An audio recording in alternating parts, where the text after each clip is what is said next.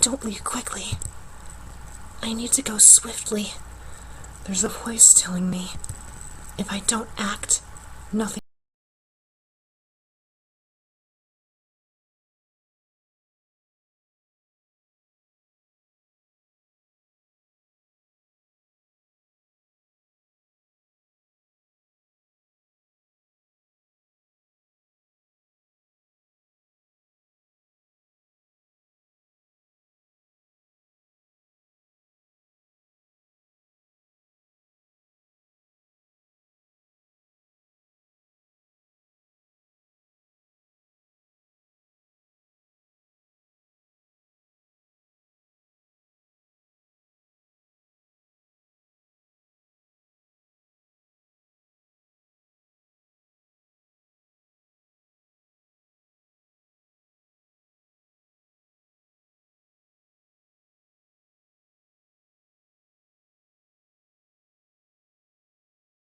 Demonophobia is a 2D survival horror game by an anonymous Korean developer under the username 237. It has been uploaded to a file sharing resource in mid-2008, and after 1 month it had over 10,000 downloads. The game became infamous for being extremely gory and disgusting. It gained a cult status. It follows the Ryonana game scheme. When you lose, the heroine dies by extremely gory and sadistic deaths. Also, the game features trial and error, or more like trial and death gameplay, which means that many deaths are unavoidable. In October 2008, the developer published a demo of Xenophobia, a Demonophobia sequel, although it has nothing to do with Demonophobia in terms of story, which promised to be a massive improvement over Demonophobia in terms of quality. On December 2009, a second demo has been published, but there was no more news from the creator after this. In April 2012, the game got a spiritual successor named Splatter School. There has also been another spiritual successor under development named Prison Kage, which it has been updated recently by 237 that Prison Kage will actually be connected with the original Demonophobia story in some way. However, how it will be is currently unknown. Many say that Demonophobia is the worst horror game ever made. Is this true, or is this simply an over-exaggeration by Puritans? Well, let's take a closer, more in-depth look at Demonophobia.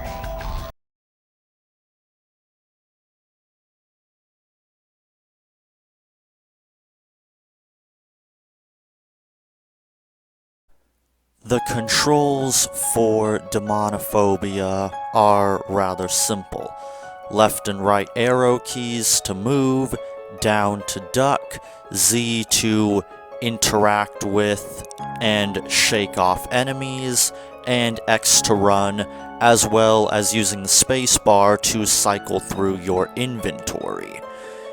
And that's about it for controls. In terms of gameplay, it's your standard survival horror. Search around for keys, complete puzzles, and avoid death.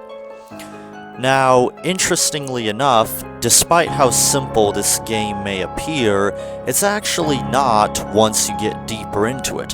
While the puzzles start out simple enough, they actually become a lot more creative and do require some problem solving to figure out.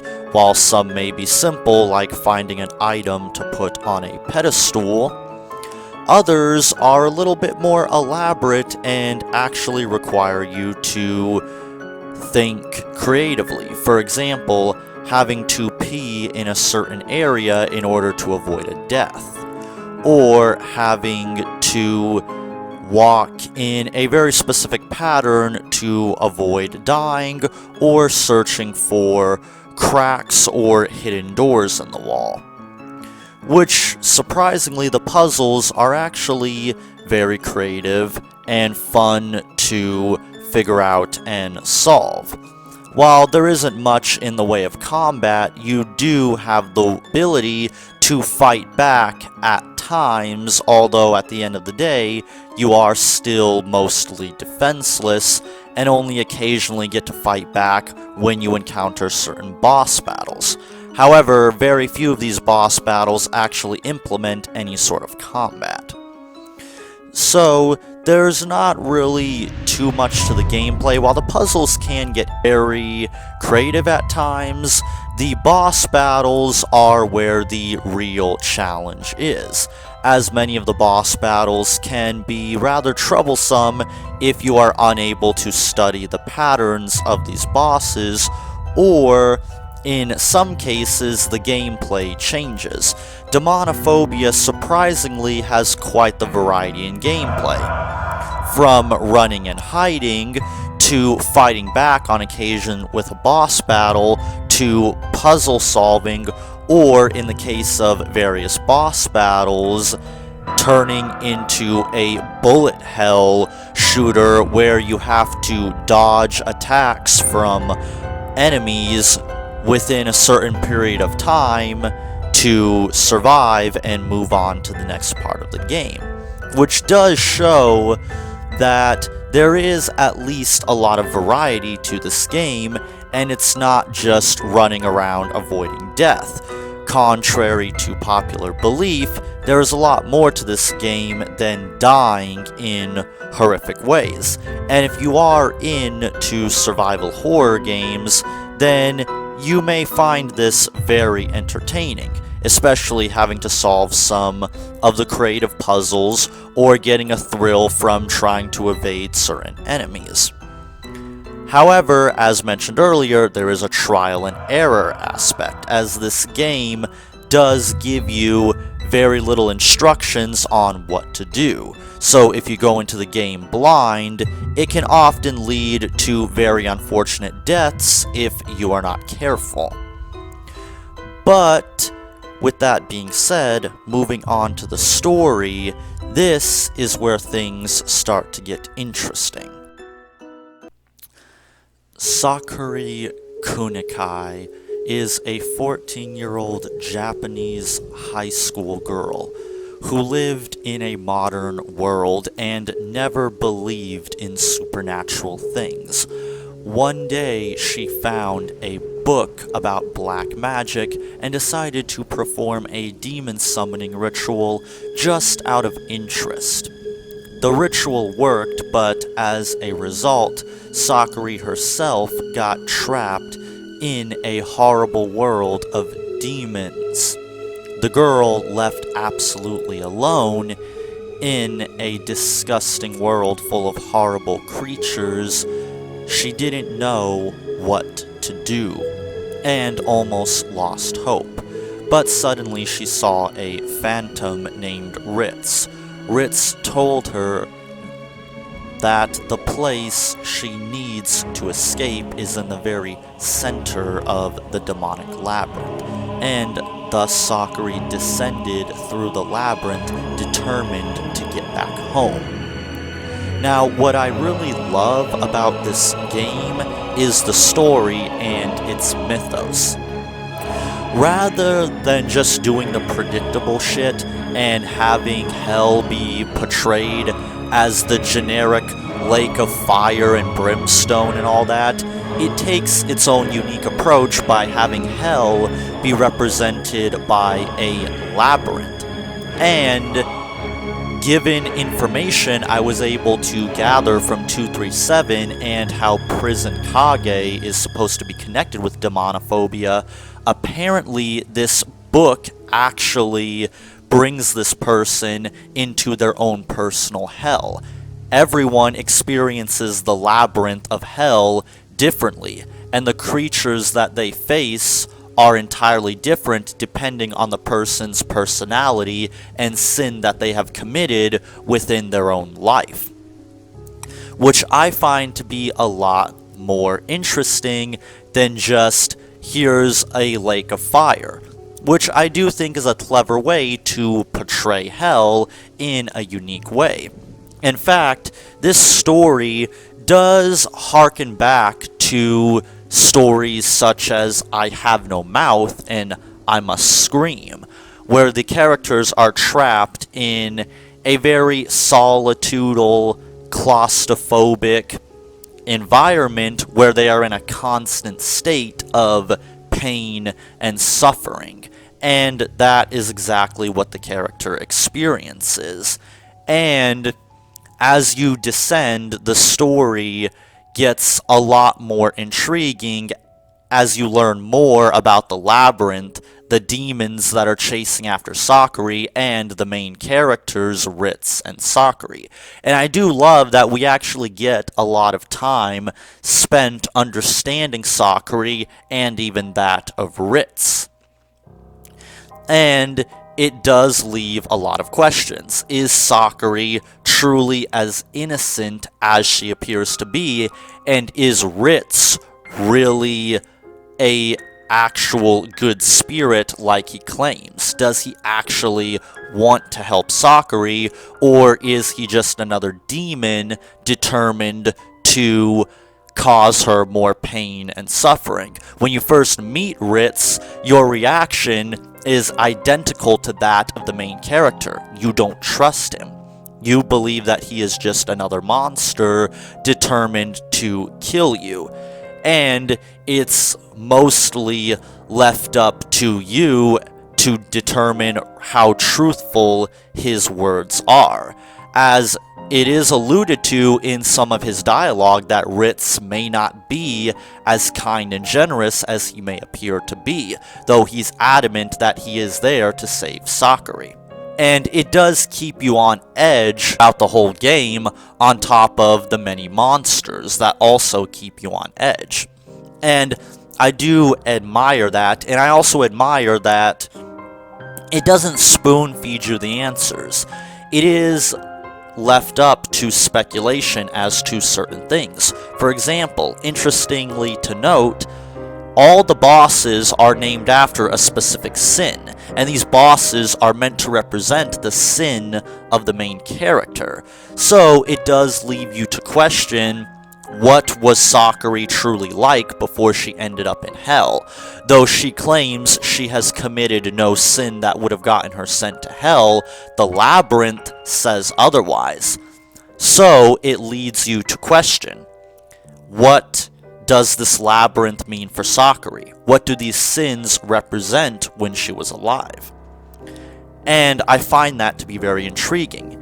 And I truly love how this does remind me a lot of I Have No Mouth and I Must Scream, even down to the art design of the labyrinth. While some criticize the graphics of this game, I find it to be very fitting and appropriate. The kind of crude, very claustrophobic, labyrinth-like nature of the graphics does give a certain earnest authenticity to the vision of 237. Rather you like the man or not, you can't deny he does clearly have a vision for his own game. And I do like that, because for survival horror games, they often always had these very claustrophobic, sometimes simple environments. Examples of this being Resident Evil, where the whole game just takes place in a very large mansion that is very, very claustrophobic. This labyrinth creates the same feeling. And since it's hell, it's meant to cause you pain and suffering, and the main character is lost in this world. And one thing I cannot praise enough about this game is its story.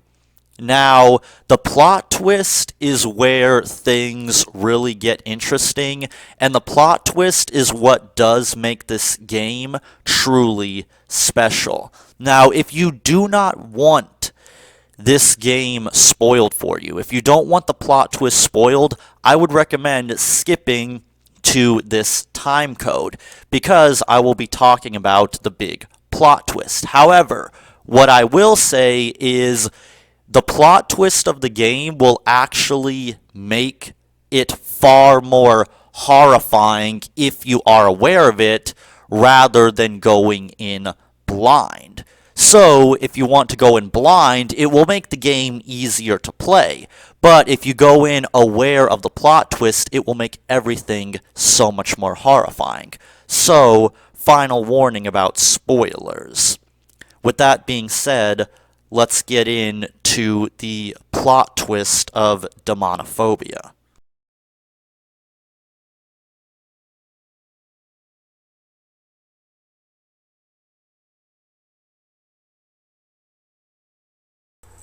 This place is...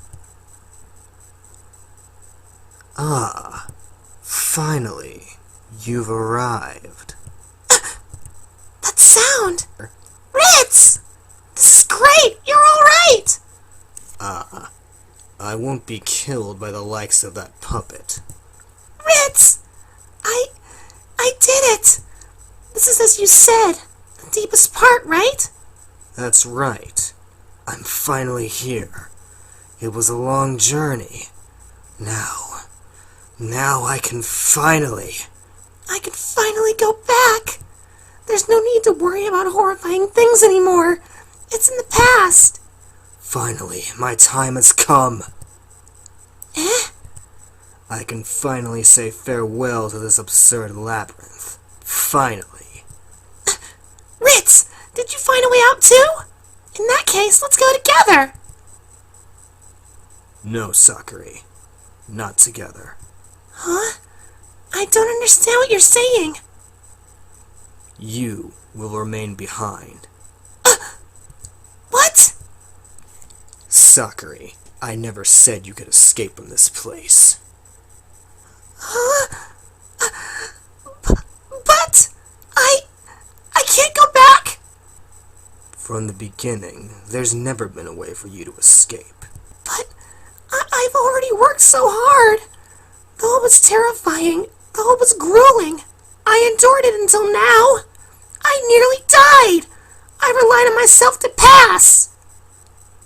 Ah, that's right. You did rely on your own strength to come here. However, the truth is that you never needed to worry about death. This realm has no concept of death. What are you saying? I've been saying it from the start. There is no way that you will die in this realm. If your body is turned into shreds, it will continue to suffer. You can't even die to escape this. Although you won't remember, I've resurrected your broken body, erased your memories to let you take on the labyrinth. Using the rules laid down by those people from the start, time and time again. Stop this! Tell me this is a joke, that I can still go back! Don't make me repeat myself. There is no way you can escape. It is impossible. Then, Ritz, you tricked me! You told me I could leave! You used your lies to... It's hard for you to understand. Wasn't this what you wished for? I simply went to fulfill it. What I wanted was to get out of here! Think back. How did you get here? What did you do?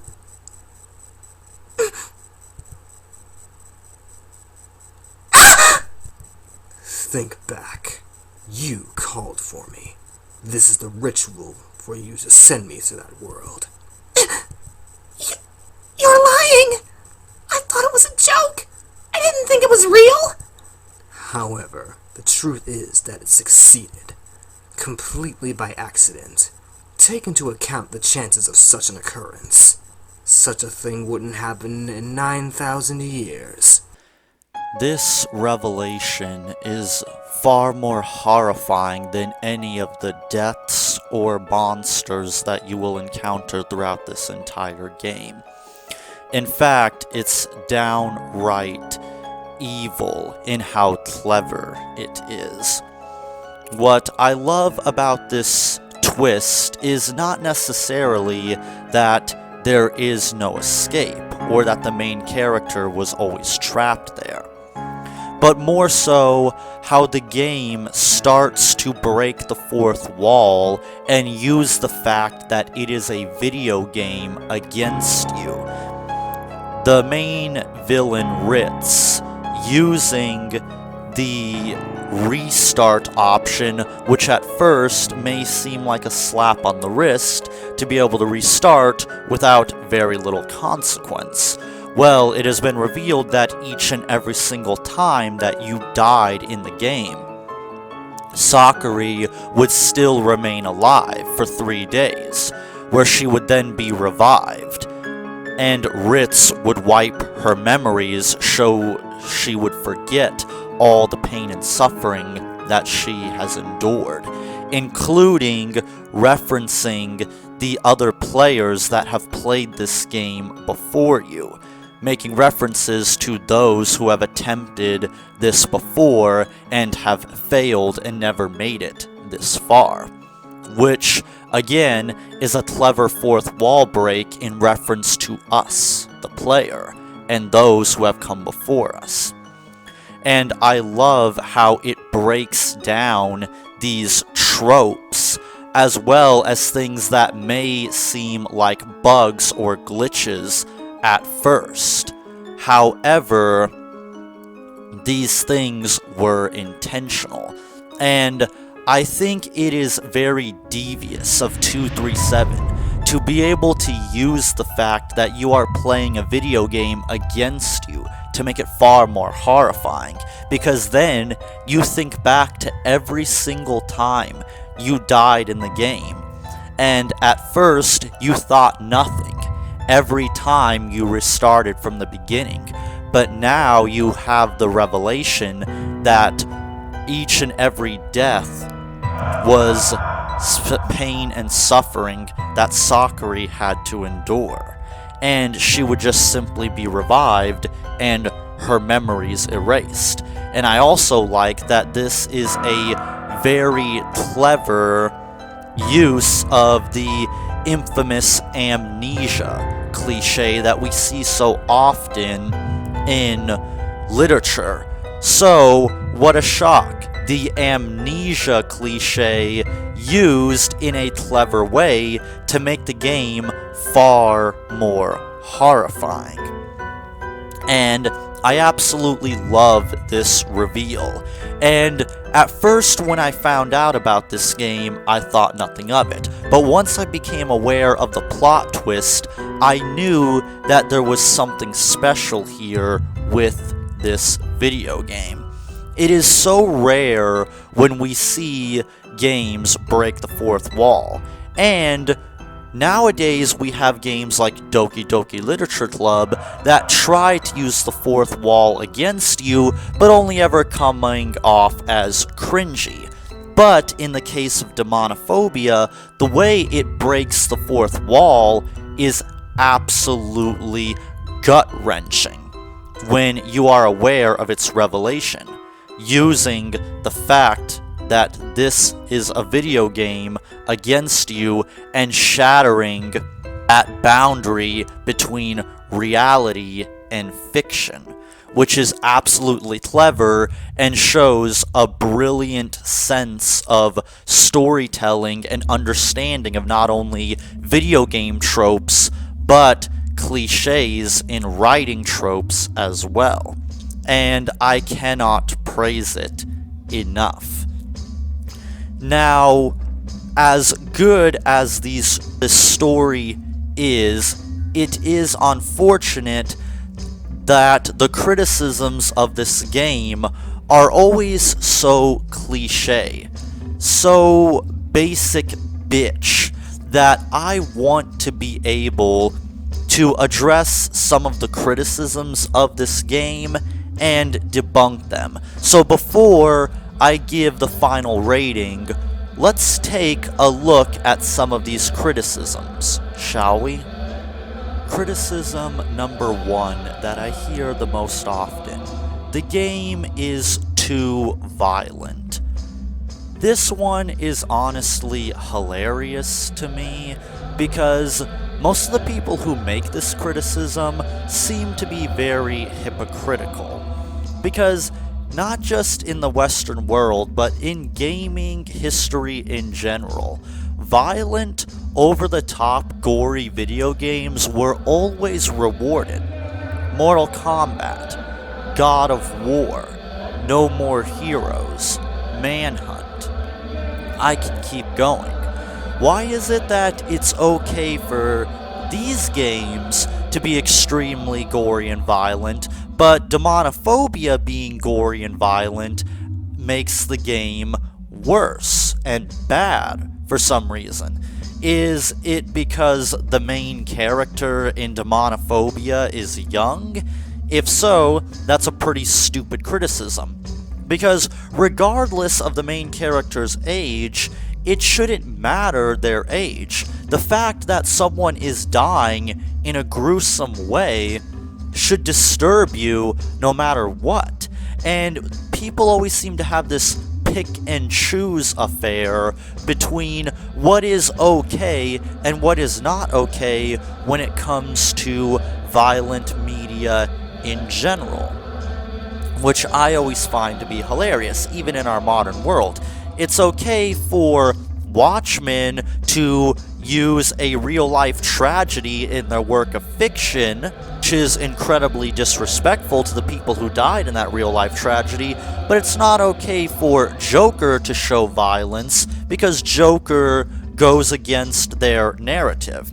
Now, while I'm not saying that this is comparable to those examples, I do find it kind of funny that it's always pick and choose, or whenever Puritans decide to throw a shit fit whenever it comes to violence. Here is the harsh reality about violence. There is a lot of violence in the world. Well, I'll tell you, I come from a tradition in America of the macho Western movie, where John Wayne goes into a bar with 35 other people, and they pound each other senseless for 2 hours, and at the end all he's got, is a little mouse under his eye, and that isn't what violence is all about. Violence is painful, it's full of blood, it hurts people, it kills people, and I think when you lie about it, when you pretty it up, you lead people to believe that it's possible to go around shooting each other and punching each other and stabbing each other with impunity. Next criticism: the game is too hard. Once again, this is another bullshit criticism I see thrown at this game all the time. Once again, just like at the first criticism, I find it funny how if you're going to say that this is the case, then that means that logically, if you're going to use that as an objective criticism towards this game, then you must apply it to other games. By this same token, if someone can say that Demonophobia is a bad game simply because it is difficult, then can I say that Dark Souls is a bad game because it is very difficult? Don't get me wrong, Demonophobia is most certainly difficult and hard, but it's not unfairly hard. While it may be old school hard, as long as you're capable of getting yourself in the mindset of an old school game and a survival horror game and understand patterns and figure out the puzzles, it's not that difficult. Now sure, if you go into the game blind, that can sometimes be an exception. However, the game is most certainly not bad simply because it is hard. Unlike Splatter School, where the game was so easy, it's boring, I would rather have a difficult game rather than an easy game. It's far worse for a game to be too easy because it becomes boring. However, if a game is very difficult, it becomes that much more rewarding when you actually are able to beat it. And last but certainly not least, this is probably my favorite one. Fuck. Just fuck. Sometimes I think 2 atomic bombs weren't enough. I am never going to be able to forget this. What is wrong with people? Yeah, this is a real comment that someone found in regards to this game, and as we know, wishing for a nuclear holocaust on a nation because a person who is located in Korea made a video game about a fictional character dying a lot. Yeah, clearly this is a very rational individual. But yeah, this is probably my favorite one because it just shows how stupid these people are. So you see a game that's very violent, so in response to that, you decide to wish for nuclear holocaust on a nation that had nothing to do with the creation of this video game. What the fuck? Yeah, I think we've had enough absurdity for one day. Let's get to the final rating of Demonophobia. And my final rating for this game is a extremely high 8 out of 10. This is a very solid survival horror game. The mechanics are very well done. The puzzles are fun. The monster design is very creepy and unique. And the best thing about this game is it actually does a good job making you feel bad for the main character. Unlike Splatter School, you care what happens to Sakura. You don't want to see her die. You don't want to see her in pain and suffering. And even people who hate this game acknowledge that they do care for the character of Sakura and don't want to see her suffer. And I absolutely appreciate how much time 237 spent into developing his characters and his world. Unfortunately, one negative that is a problem with this game is the lack of sound effects and music. And I would appreciate if there was a update patch 237 that does add some music and sound effects, and that I cannot ignore no matter how much I may like this game. However, the positives most certainly outweigh the negatives here. There is something for everyone here in this game. If you want a good story with characters that you care about, it has that. If you are a survival horror fan, this is a very solid and fun survival horror game.